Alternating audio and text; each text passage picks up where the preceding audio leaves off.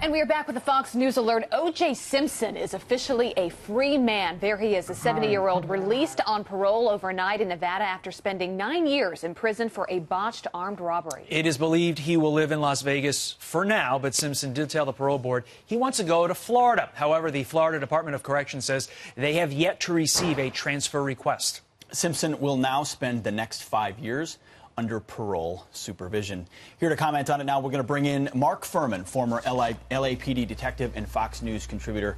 Mark, good morning. Obviously, you've got a long history here with Mr. OJ Simpson. He is free. Your take this morning.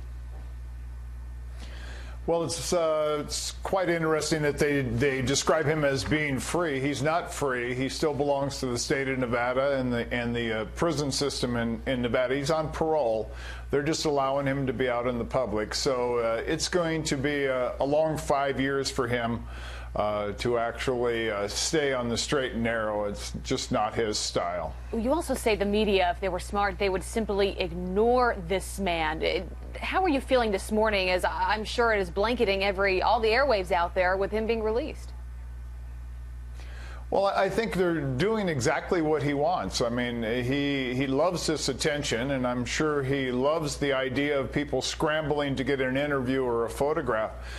I just think it's somewhat of an embarrassing profile we're giving as a nation, or people in what they're interested in. Is a parolee gets out of a prison in Nevada that got away with a double murder and got tagged for a robbery and did 9 years, and this is somehow the lead story in the news in a country where we have hurricanes, we're at war in the Middle East, we're about to enter a conflict with North Korea, we have a bad nuclear deal in Iran, and this is what we talk about. I want to get your opinion on something you just said moments ago. You said you don't think he can stay on the straight and narrow. Let's delve a little bit more into that. What do you think happens to a now 70-year-old OJ Simpson?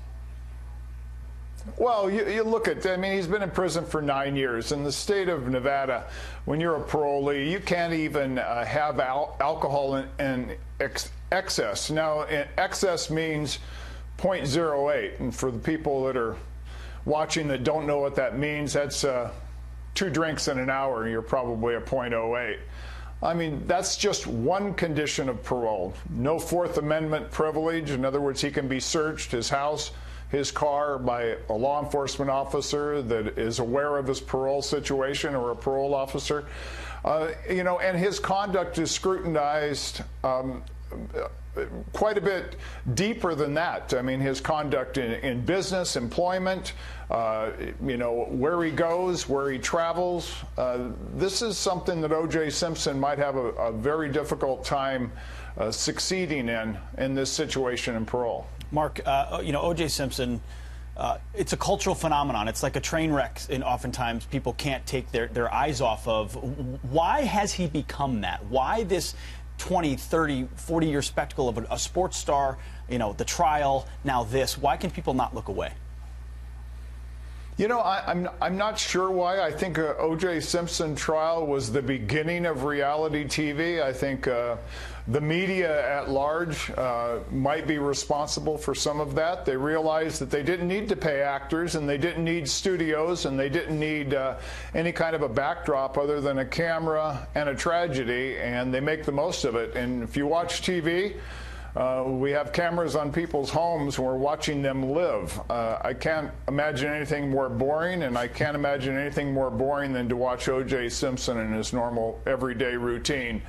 But that's what the media is going to do. They're going to follow him. Yeah, you know, a lot of people are fascinated by this man. I mean, especially the generation above mine that have been around him. They've followed his career, right? I mean, he was the best running back in the nation at USC, then went on to pro football. He's been in Hollywood. But for the younger generation coming up, people that are waking up this morning that don't fully understand why the world is so fascinated with O.J. Simpson, what is your message to them? Well, I think they should actually look at the history of O.J. Simpson. You know, him being a Heisman Trophy winner and, you know, the best running back of the period, maybe of all time, actually allowed him to get away with conduct that all of us would never be able to get away with. Several times he beat his wife. You know, his conduct was outside of the law, outside of the norms of society, but they protected and they kept that under wraps. That is the OJ Simpson that ended up killing 2 people. That could have been stopped, that could have been intercepted, but it wasn't, because people looked at him as a god instead of a human.